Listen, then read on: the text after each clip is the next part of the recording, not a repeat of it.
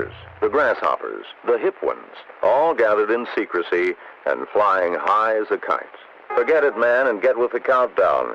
Shake this square world and blast off for Kicksville. Welcome to Hanging Loose, a disc golf podcast. Hosted by Shank DG and Spicy Boy. Today's guest, RanDiscGolf. I give it a B because I have no idea when we're starting because this is not our normal. Yeah, this isn't our normal viewing angle, so this will be fun to listen to until our producer gets it figured tells us out. to go. Oh yeah, we're live and recording. Welcome to the Hanging Loose podcast. Well, we can't see our normal recording screen. So we have no idea that we're recording. Man, I fucked it up 2 weeks in a row now, haven't I? There you go, From buds. the top. Nah, we're good. Hi, everyone. Welcome to the Hanging Loose podcast. Yes, My name is Shank DG. With me, as always, now that we figured it out, Spicy Boy. Spicy and we're going to go ahead and give a live shout out to our sponsor, RanDiscGolf. Hey, Randy, thank you for all you do for us. We appreciate you, and we're glad to have you on. Going to talk about some shop owner woes today, maybe a little bit. maybe a little bit. A little bit. They weren't too bad. Not too bad, but the pitfalls. Yes, correct. Shop for your discs at RanDiscGolf.com. Absolutely. Anything you need, and I mean that anything. Ask everything. Anything. Anyways, how you doing, my man? Randy's just gonna sit here and stare at the camera. I don't know who he's talking to. You, our guest. All I'm right. going to talk to Spicy Boy. How's everything going? Everything's going all right. All right, man. So we're gonna talk about the MVP deal here this last week, huh? Yes. Yeah. If you want to. Yeah. You've already kind of blasted him on social. I did not blast it. I was just gonna say Ruthless. he was not blasting anybody. No. I was actually gonna commend his honesty and transparency as a shop owner. Well, the fact of the matter is MVP is by far the best seller. So anyone who were to blast MVP would be just plain dumb. So Have you met Shanked? Well, I saw a video of James Conrad getting dragged out the back of the warehouse yelling, Randy. Yeah. Why? Jeremy Colling's in tears. He's using So- James's beard to wipe them. Well, so the bottom line is, if anybody didn't see this past week, the Jeremy Colling tempos, the particle glow tempos, come out on February 12th. Well, I was one of the first people. I don't know how. I'm a small shop, but I was one of the first people in the United States to receive mine. And when I pulled them out and started going through them, which I do for everything, the edge of the flight plate on the top of the discs has considerable pitting all the way around it. Like, it's got these little, it looks like, if you've ever dyed a disc, it looks like air bubbles have come to the top and then burst and left these little tiny pits all over it. And for a normal disc that anybody's going to throw, it is not going to affect anything. There's no flight effect. You can't even really feel it. However, these are a collector's disc. And as someone who really takes quality seriously, my biggest concern was that a bunch of collectors are going to drop a bunch of money on these Jeremy Colling glow particle discs and be unhappy to receive discs that have obvious pits in them. I spoke with MVP. They called it knitting in the injection molding process, and it's from the particles, which you can tell by looking at the disc. Gotcha. Are you talking particles like the metal flake? Yeah, I don't know if it's exactly metal or not. It's just something that glows, but it does look like metal flake. Okay. If you put them under a black light, the particles glow a little brighter, and then there's a little bit of glow plastic in the actual flight plates. And they said it was knitting. They said that they have tested the blend very, very heavily and that there's no issue at all with the flight or the durability. And so I wrote them back and I said, my concern isn't the flight or durability. My concern is that these are a collector's disc, and collectors want their disc to be pristine, which is why we have that sleepy scale that everyone lives by, but it's worthless. So if you're going to charge $24 for a disc that's Jeremy Colling signature disc, his first disc with MVP, yada, yada, yada. In my opinion, I wouldn't want one that's all pitted. Right. Now, in the grand scheme, since a bunch of dealers have gotten theirs, since I got mine, I've talked to a bunch of them, they're all the same. They all have the pitting? They all have the pitting. So there's a couple guys, I don't know if you guys saw, but somebody nabbed my pictures and posted it on the MVP official page on Facebook. I did not see that. And they didn't mention my name. Yeah, the official page. No, the official MVP community page or fan book page or whatever it is. Because there's the unofficial, you know how they went through all that drama. This was the official one. And there's a couple guys that said, well, I just got this many into my shop and they don't have that, but they're lying. They're wrong. Yeah. So they all have it. MVP confirmed. They all have it because it's part of their injection molding process. So is it a big deal? If you're going to throw this disc, no, it's not a big deal. If you're looking for a wall hanger, oh boy, I don't know. I mean, my biggest thing is making sure that my customers don't hold this against me and come back and say, what the hell is this, man? Like, because that's why I wanted to be totally transparent and on top and say, hey, if you buy this disc from me, it's pitted. And every color is like it. Every single one is like that. So you're not going to get one that's not pitted. They're all the same level of pitting. It's not like there's any colors that are less than others. When I wrote MVP back and brought up the cosmetic portion of it, they doubled down on their original stance that, hey, they're buy spicy. He's feeling it again.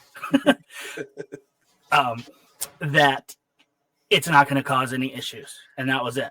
So the other dealers that I know that have written them and said, hey, look, these are all pitted. They've sent them the same scripted email.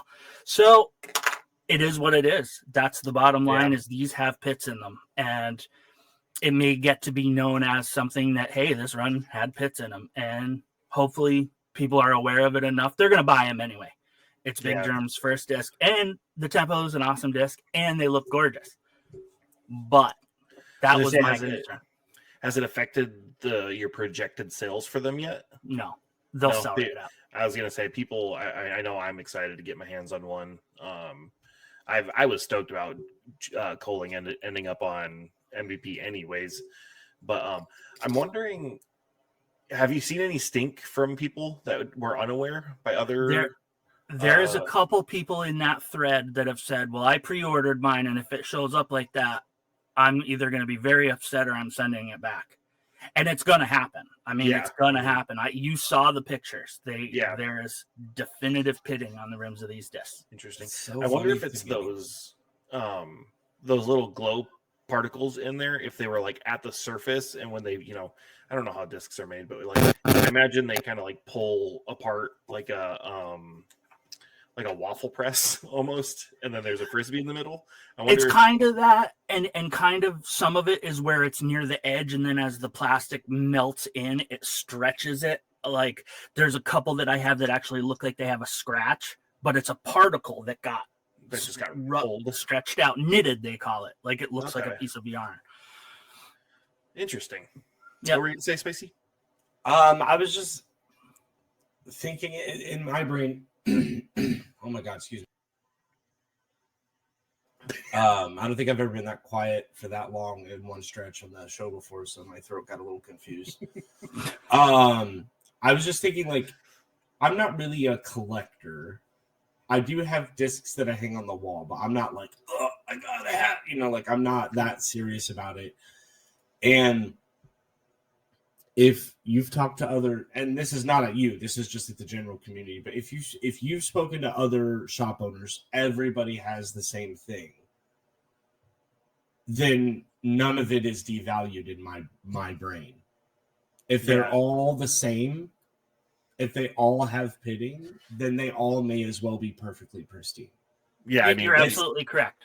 It's like I used to collect Pokemon cards, and the ones with errors on them were more valuable. Yeah. Mm-hmm. I'd almost rather have a pitted as fuck Jeremy Colling Tempo and be like, this was the first run before they figured it out. You know what I mean? Yeah. Well, if that happens, that'll be awesome.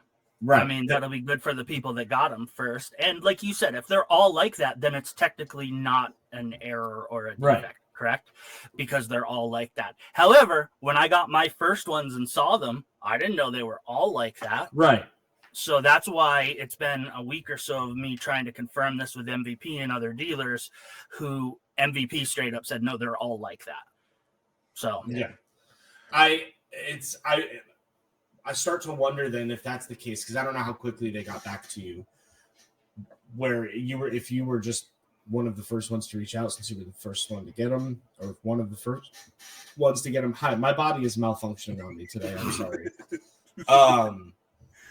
If they had to do an investigation, be like, oh shit, this happened to every disc that we printed or molded, or if they knew when they took them off before they ever sent them anywhere, and we're like, oh, people might bitch about this. Maybe we should have something ready to go. Yeah, they probably caught it in QA and then wrote up some canned response from HR or the marketing team or something ready for when someone like Randy reaches out and be like, hey, your discs look like shit.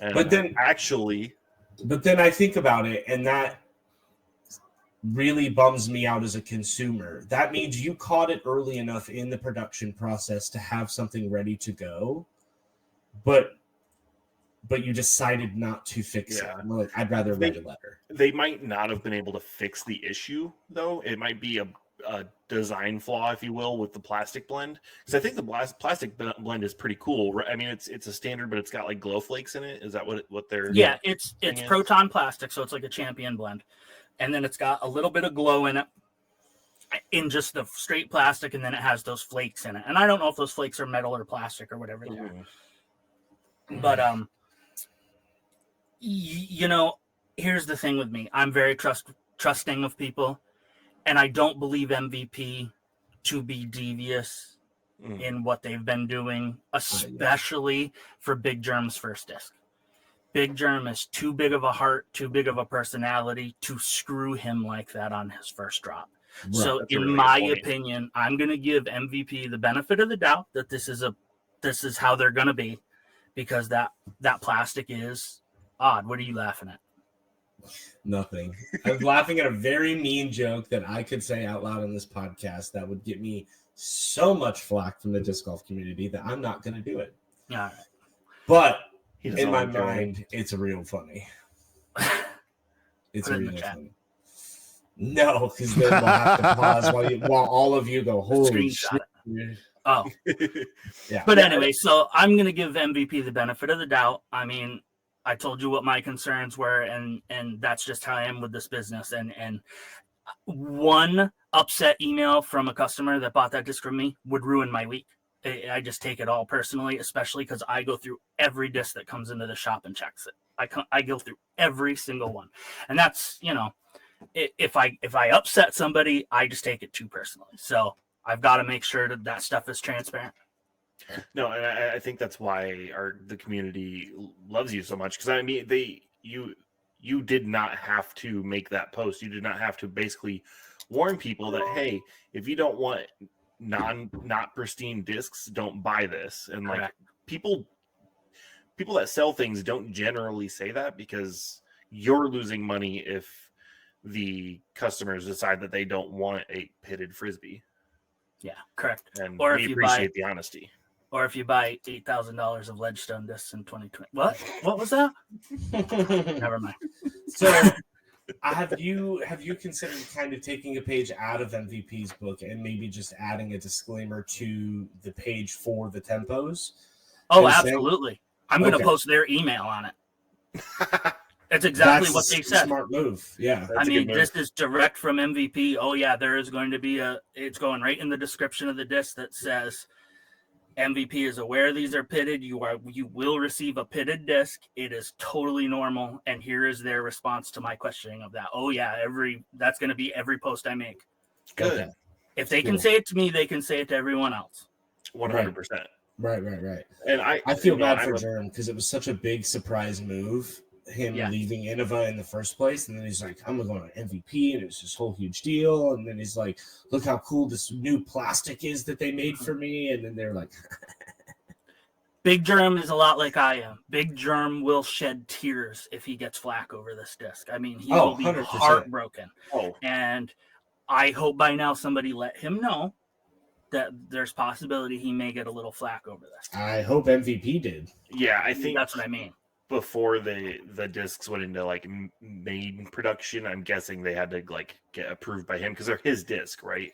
I don't know if they do or not. Now, I watched his video about the tempo about 30 times, and the disc is not clear enough to see anything on it. Oh no. So, because I wanted to see if the one he had was like that, but you just can't see. Yeah, 100%. I part of me wonders if all of these are like this. If I were MVP and I knew that these discs were going to be pitted the way that they are before I sent out a massive quantity of them. Yeah. I would have almost had Germ record a video talking about how they're pitted due to the plastic type. Sure. And then put that out. Be like, these are great. It's a new disc, you know. When you're developing new plastics, you have things here and there that may or may not be, you know, quite as perfect as you would want them to be. Mm-hmm. So it's Hi. I just wanted to pop in because we had talked about I looked the wrong way. a little bit. But the one thing I kind of wanted to pop in and say was, in talking about this, we kind of glazed over the fact is this a ongoing problem with MVP quality starting to take a little bit of a nosedive? Was another kind of conversation that we started to have. I don't think so. In our It makes group me chat. think of the what was it called that Prodigy had that Gannonberg complained about before he left? Flashing. Yeah.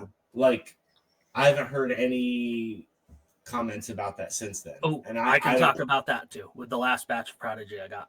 Oh, okay. Well, So so if you wanted, but to address Rudy's comment though. Who? Oh, sorry, RV3. These you can't tell me these weren't rushed out.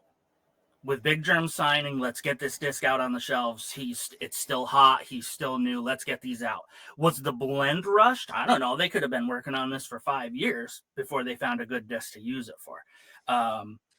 These discs were obviously rushed, but is that what caused the thing or the plastic knitting? I don't know. I mean, I don't know enough about injection molding. MVP is very good at injection molding. They're very, very good at it. So maybe I honestly, my uneducated opinion on this is it's probably just a symptom of the plastic type, like the plastic blend. I imagine if they printed a wave in this plastic, it would do the same thing. I agree. I don't think it was necessarily his disc's problem. I think it's the plastic's problem. They might have rushed it, wanting Jeremy to have a disc right off the bat, but they could have just as easy paused production if they QA'd it, caught it in QA, and just made a stamp for him in the meantime. You know, it's still the off season. They could have spent another couple months before dropping his signature disc and just gave him like a tour series stamp in the meantime. There's always the possibility that when they started coming out like that, QA went, oh yeah, that's the kind of plastic. It's no big deal. And they didn't think anyone would care. And again, if you're buying these to throw, nobody's going to care. If you're buying these as a collector, people are going to care. Can you feel it? Like, does it feel rough? A little bit. That's another thing. Could they have used it as an advantage in marketing? Oh, we've added this grippy surface to this. The other thing I'm thinking is, how do they fix it? Like, do you just put another layer of plastic on it to like fill in the grooves after? Do you like figure out a way to internalize the particle? Do you like, because that's not an easy, either way, that's not an easy fix. I don't know enough about injection molding, but it could be something that's changing the temperature a degree or two.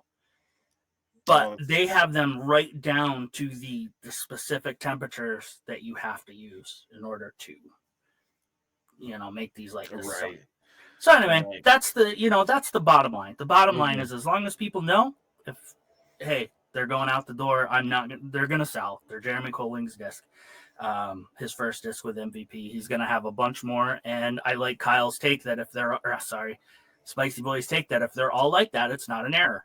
I really don't care if you call me by my government name. That's fair. That's only RV3 that has a problem with it. Well, people have been calling me Rudolph my whole life too, so, and that's not my name either.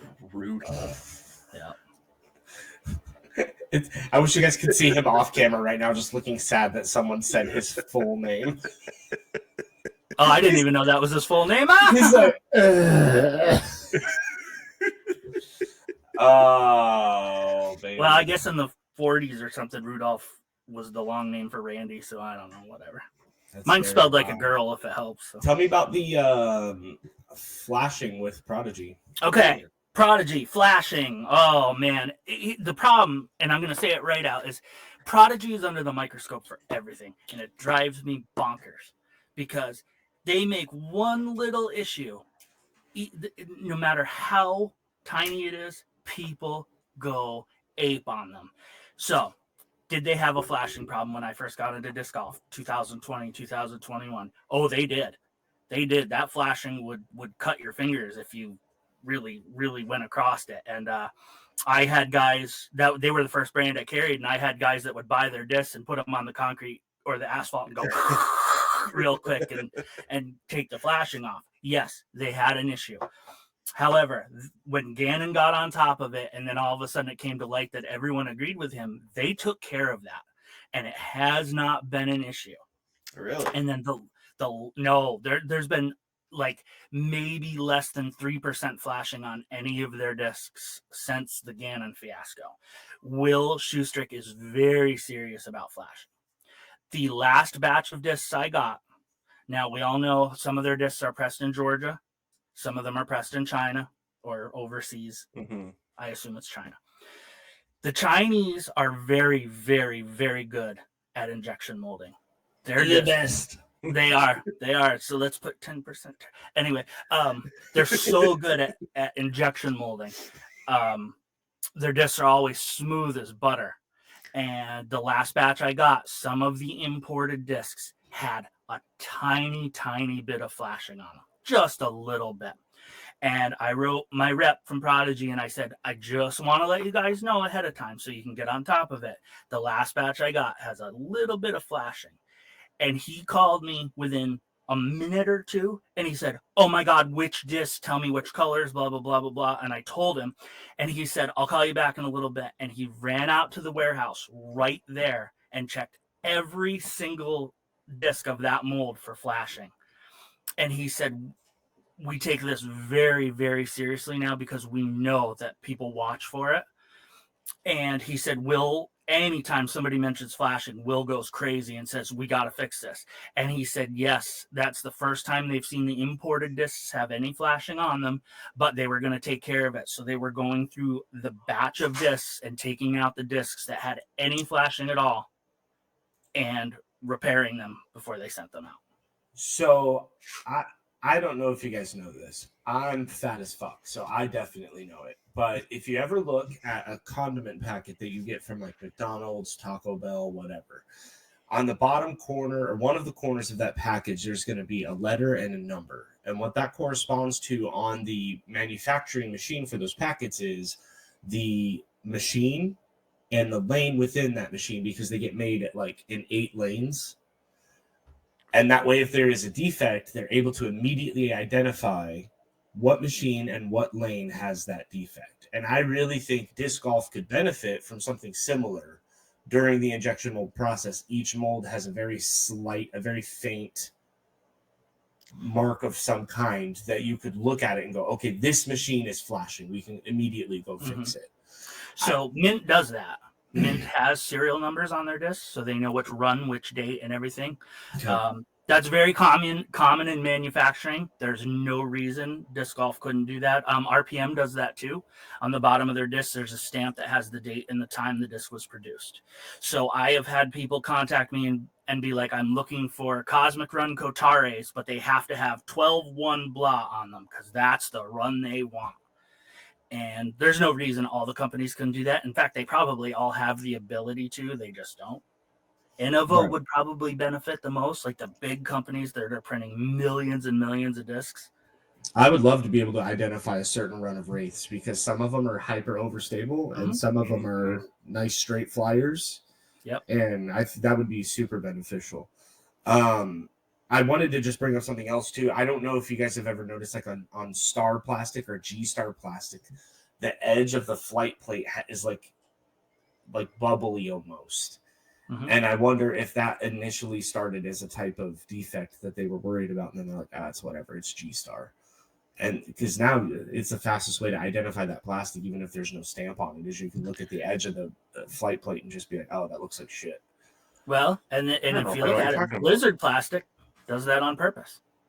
Yeah, Blizzard plastic has it on purpose. So, like, I got a Daedalus one time from in a player's pack, and I was like, why does the edge of this looks like a Blizzard disc? And I don't have it anymore. It's in the water somewhere, but where Daedaluses live, right? Had to send it back to its home. But when I first got it, I noticed, I was like, this looks like a Blizzard disc, and it's not a Blizzard disc. It's a G-Star disc. So I don't, it's one of the things that I initially liked about disc golf is different runs of different discs, and even just different colors are completely different. But as I grow into the sport more, I really kind of rely on that type of, having knowledge of a specific mold of, okay, I want to throw this, I like this. But if it's going to be that wild or different or whatever, then it makes it less exciting for me. Coincidentally, Blizzard plastic is the exact opposite technology that MVP uses in their gyro. They take weight out of the rim and gyro puts it in the rim. But anyway, fission is micro bubbled too. That's fun. Micro bubble is my stripper name. Yeah. I also are we good on plastic? Because I don't want to end the conversation prematurely if we got other stuff that's going on. We got to Prodigy, so I think we're good. Okay. So just announced earlier today, Ricky to Discraft for 3 years. How do you guys feel about it? I think I like it. It's going to be really strange to see all of like the past champs on one team, especially Ricky and Macbeth on the same team. Well, team is a strong word, right? It's not really a team as much as they definitely could lead into that more. But I like it. I mean, I don't think any other manufacturer could have offered him what Discraft could offer him. Maybe MVP. Do we know what they offered? We don't know the price, but we know that Dynamic offered him like 25% of his original contract or something, and offered to renegotiate. That's wild.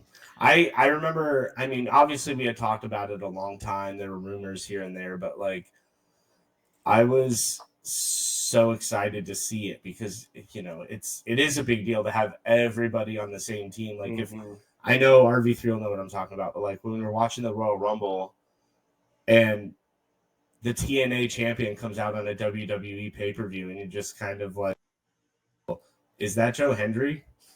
I don't know, but I found these results on search. Rude, lady. For sure. Google's listening. I also don't know if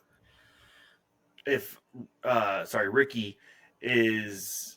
I have this down in my notes for today's. I think he might be the richest disc golfer.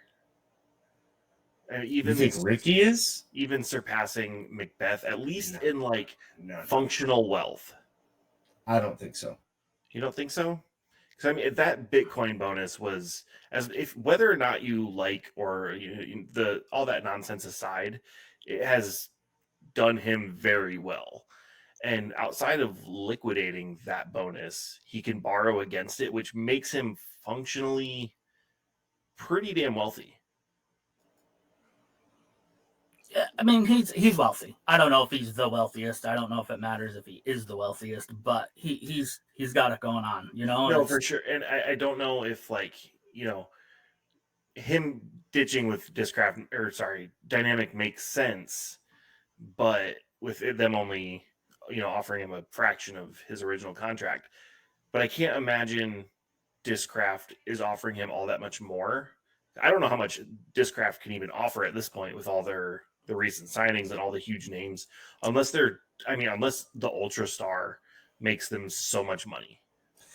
I think all of the disc sales they make from all of the the top level pros that they have to make bank on Macbeth discs.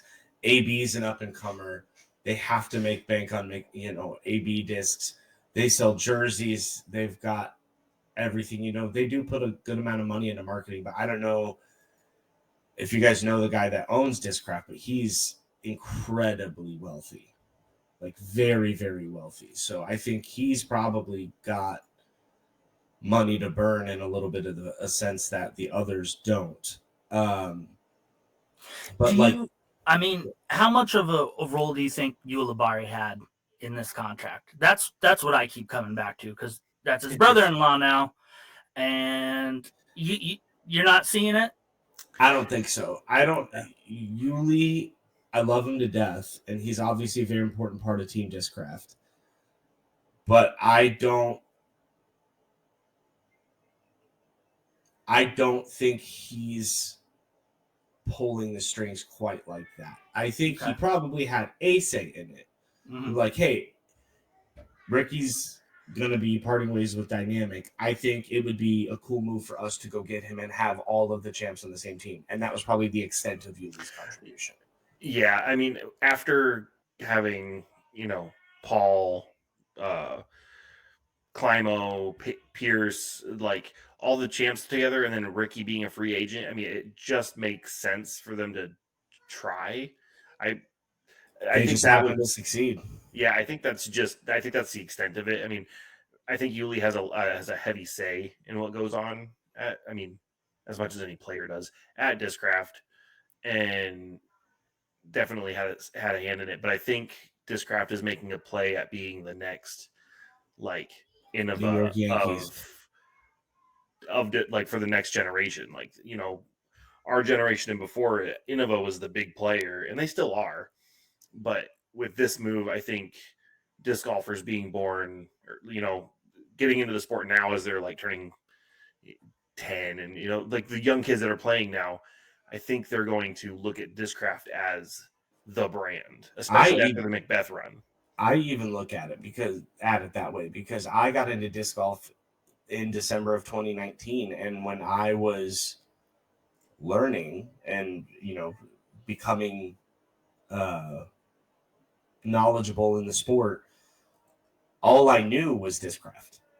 That's because it was everywhere. It's like, I got to get a Zeus, and yeah. And you said that Paul's 18 under is what got you into the sport, right? Yeah. So everybody wanted to throw Discraft. All I knew, and this is, I think, something that everybody does when they fall into something new and they realize there are a lot of different flavors or varieties or whatever is. When I got into disc golf, I was like, Discraft's obviously the number one brand, and Innova's kind of the shitty Walmart version of disc golf. Obviously, I was wrong, but that's how I came into the sport. That was what my mentality was when I first started. Just a quick question for you, Randy. How much Discraft do you sell versus everything else? Oh, when I first started, everybody was on me because I couldn't get Discraft for the first year and a half or so because they had a huge waiting list for dealers because they couldn't make enough discs. And everybody was on me, oh, you're not serious because you don't carry Discraft. So it was constant. And when I did finally get them, what I realized very quickly is that people who throw Discraft already have every Discraft mold ever made, and then they have 4 zones, and then they have 3 Zeuses. And so while Discraft is incredibly popular, it's not in my top half anymore. unless I blow them out on clearance. Or it's a buzzsaw. Yeah. Oh, the buzzsaw. The buzzsaw went well, and that was a super cool disc. I got another batch of them coming, by the way. But anyway, Jeez, plug your shop. Yeah, really. Fucking, we're gonna invoice you. God, not an ad. I'm gonna slap in Randy's ad right there. So Discraft, yes, are they popular? But it's another regional thing too. Like Spicy's talking about Discraft being, when he got into it, that's all he knew. Well, when I got into it, it was Innova. That was it. Yeah. That was all you could get anywhere, was Innova. So I'm Northeast, and that's just what it was up here, was Innova. So yeah, and like me getting into the sport, I didn't buy a disc online for about a year. We had a little like bait and tackle store up the road that had like a small display of frisbees, and it was all Innova. There was a little bit of Prodigy thrown in, some weird. Right now, that store stocks a lot of Lone Star, but of course they do. Locally, where you could buy discs at like a store, it was all Innova. Gas stations, Shields, bait and tackle shops, like it was all Innova. I think that part of my bias toward Discraft being the brand is I started in December 2019, like I said, and in the end of February, early March of 2020, I immediately volunteered for the Memorial, which is a very widely known Discraft event. So it was Paul and Paige and all these players who were Discraft players. There were Discraft banners. We had Discraft on the back of our volunteer shirts. It was just everywhere. And I think that, I think that played a role in why I felt that way. I don't think it was necessarily like, oh, I think it's the best. It was just, it's everywhere that it's extremely regional to you. Right. So like close to people in Detroit probably think Little Caesars is the best pizza. Get the fuck out of here. Don't show Little Caesars though. That's just good. I'll tell you, out of all the companies that every year I order our discs for, we have 2 major tournaments here in my area, and I try to pick a different company every year. And the 2 best companies to deal with for custom stamps and then for tournament support have been Prodigy and Discraft. Discraft was awesome. I never asked them for anything. I just ran my custom stamp, and they sent me all kinds of stuff to support our tournament without even asking to show their logo or anything. They were great. Prodigy did the same thing. They were both good. There's a couple companies I've had send me my custom discs, and that's it. That's all I hear from them. They don't ask about displaying their brand, or they don't ask if we need any pencils or minis or anything. But Discraft and Prodigy are top notch for tournament support. They've been great to the Memorial. I'm not sure how long they've been the title sponsor at the Memorial, but I know that every single year that they have been, they make sure that Spinners is fully stocked with Memorial stamps for all of the volunteers. They've got buzzes and nukes and all, pretty much anything you could want. They've got their tournament stamp on, and I know they've been the title sponsor of the Memorial for a very long time. So it's they obviously do well, but it's for a long time, 90% of my bag was Discraft. And then I started to really kind of branch out a little more. And then you find things that you love that you didn't even know existed because you were just so brand loyal. I hate brand loyal people. It drives me nuts. Do you really?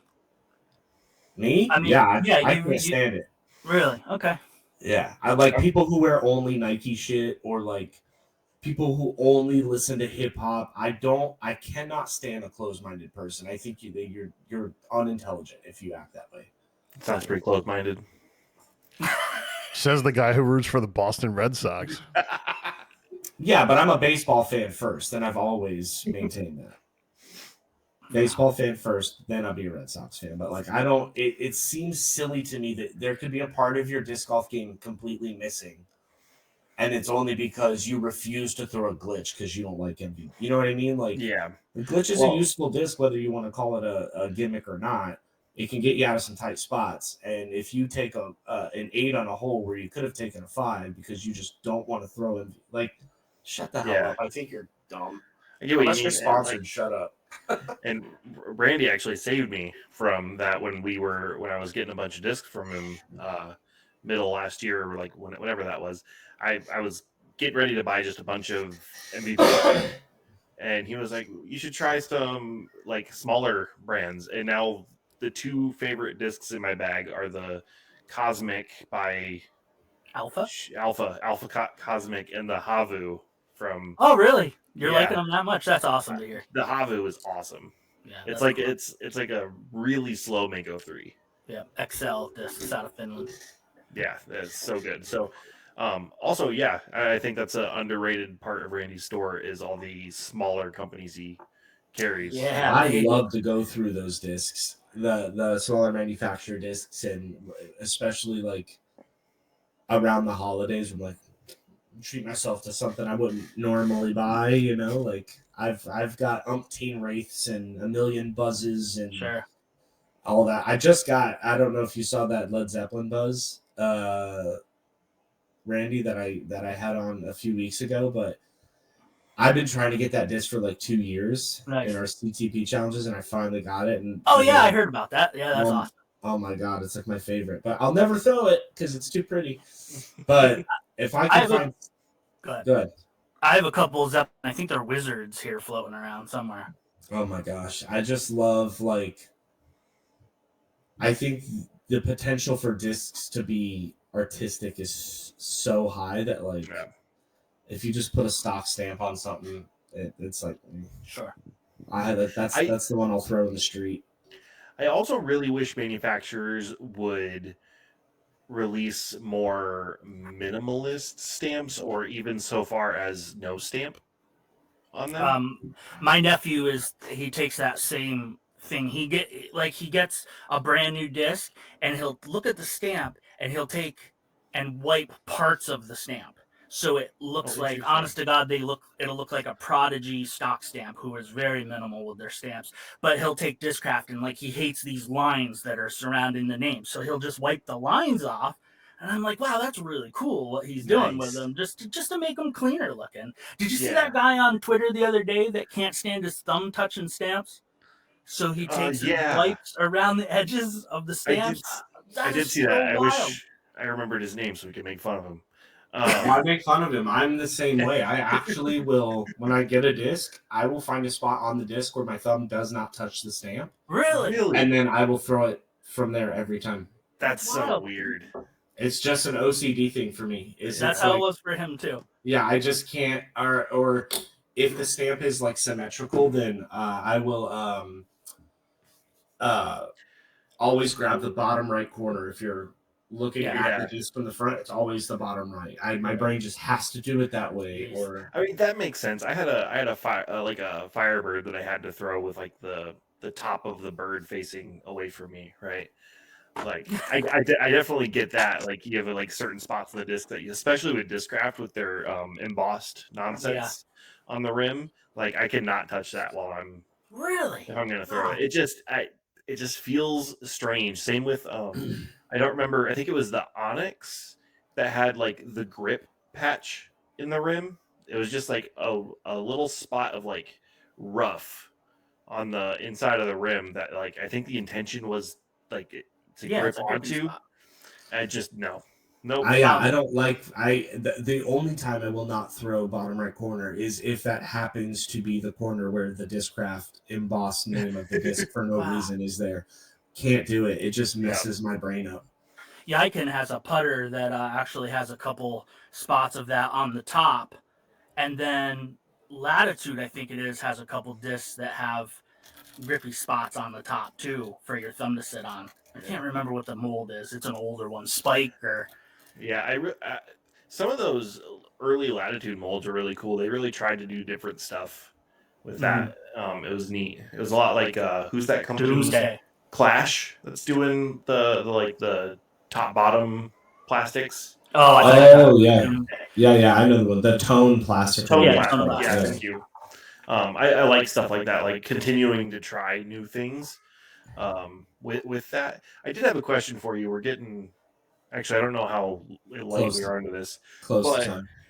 Being a Prodigy defender like Yes. you are, which commendable. I think they do get a lot more flack than they deserve, but also don't like them. But for one reason and one reason only is their branding is boring. Do you It agree? is. Oh yeah, absolutely, absolutely. But as someone who's trying to make a small brand big, the amount of money that it costs to brand something in an exciting fashion, like having a helicopter pick a guy up, or all those commercials from Clash with Eric Oakley, I get why they overlook that portion, because it feels like you're just flushing money down the tubes when you're trying to brand. And it's hard to see a return on investment. The data may show it on your computer. When you pull reports, the data may show that you have an ROI on the amount of money you're spending, but it doesn't feel like it. Right. And so when Prodigy signs these new guys, like they just got Jake Hebenheimer and all these guys, and they made one little nice Instagram post of Jake Hebenheimer throwing a disc with a Prodigy hat on. Is there more they could do? Sure. But the amount of money to produce a video and stuff like that, you can't all get RV3s to do stuff for free like you guys can. What's that about? I pay this man in Yeah. feet pics from your wife. Yeah, there you go. I'm so happy you pulled that up last episode. That was great. I was playing for it today. I would love to direct a series of commercials for Prodigy where it takes famous prodigies from throughout history and has them like disc golfing. Like, could What a you great not idea. see like a Mozart? Yeah, disc and like the golfing? test guy, Bobby Fischer. Bobby And- Fischer. What a Ken great Griffey idea. Jr. I think That's that so would good. be so cool. Oh man, you Be need the to email next that to Bill. Prodigy. The reason I bring that up though is with Shoestrick taking over the company. Mhm. I wouldn't be surprised if there isn't a Prodigy rebrand coming in the next year or two. Like, they're really going to put some thought into it. I truly trust them to do that. And I don't even think they need to rebrand in the sense that they change their name or even their logo. Just the way they name their discs, I think, would change their perception in the disc golf community so much. So right? when you bring that up, naming their discs, what don't you like about it? Are you talking about like the F3, F5, F1? Yeah, and like it's not even a not understanding of Okay. what they're doing. I understand their naming conventions and appreciate it for what it is, but when you're competing against companies that have the Wraith, the Zeus, stuff like that, and you've got the A3, like You're missing the cool factor. yeah, is what you're and saying. like I go back and forth on this thought a lot because I do think disc golf needs a sense of professionalism to really like break through the Mhm. mainstream. And when you're like, oh, look at this dude, he just threw 500 feet. What was the disc called? A destroyer. It's got a sick robot stamp. Like it loses the like professional factor when you show the disc and it looks like a kid's toy. So let's put it out there that right before Kevin left, they released his line of discs, which were the reverb, the feedback, the distortion. They tried a musical theme for his DJ stuff. The disc did nothing. Now, Right. is that because they were pressed overseas? I don't know. They're great discs. The distortion is a great zone clone. Then what is the line here? Kale's last line had the Strider. the Strider, Falcor was one of them. Mhm. Yeah. So they're trying it, but I don't think. Here's the thing: people crap on them no matter what they do. So everybody's got a lot of ideas, but Fix no your matter- baskets, and that'll be a good start. come on, come on. Come on, what? No. You don't miss And- putts because it's Prodigy's basket. I miss putts all the time, but I know. just from an engineering standpoint, looking at a Prodigy basket and then looking at literally every other basket, it's like, you really thought cross chains was the way to go, you fucking nincompoops. Like, they just look bad, they play bad, nobody likes them. And I think that They're up there with until the black hole. Ooh, that's my whole course's baskets. I love those. no, I love a black hole, but but it's I remember the first time I ever saw one, I was like, ew, why? And I hadn't even played on one. I just looked at it and was like, that looks like it's not going to catch anything. And then You are a fickle fellow. I'm really not. Like I'm definitely, function over form. If it gets the job done, it gets the job done. But I don't think that the vitriol that we see spewed at Prodigy baskets comes from nothing. Oh. No. I hear that when you wear a yellow shirt, you look like a minion. I mean, I look like one all the time because I'm shaped like one. Yeah. But that white jersey is so goddamn clean. I want it so bad. My only problem with the white jersey is I sweat like a pig, and it's going to show my nips instantly. So no, there's a big. You'd wear a nude colored tank top underneath. That's a good move. Or just tape them up.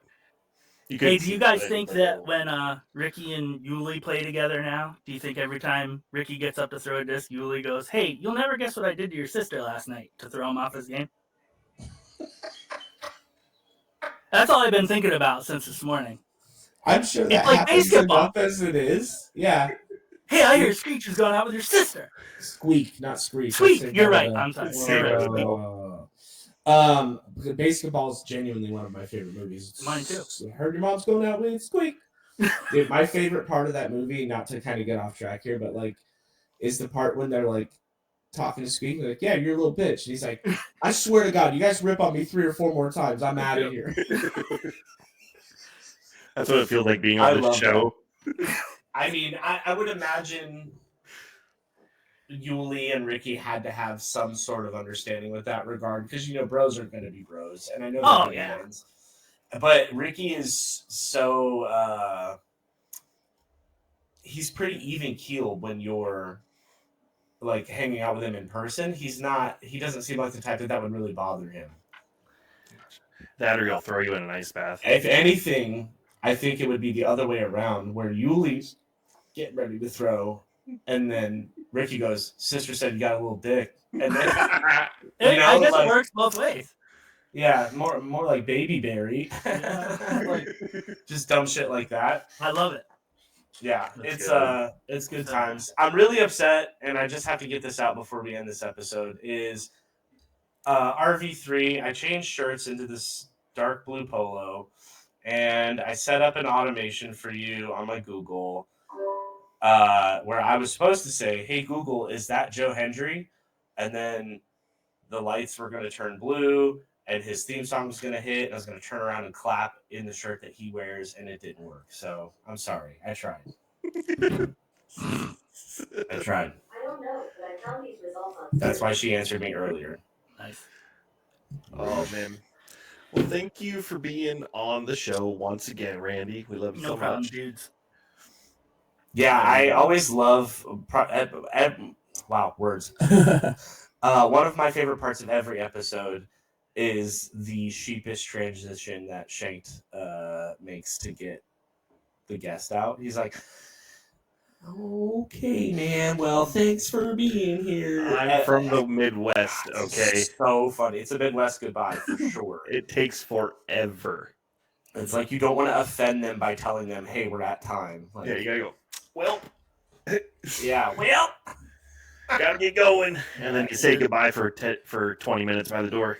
Yeah, we don't do that. We'll just shut it off.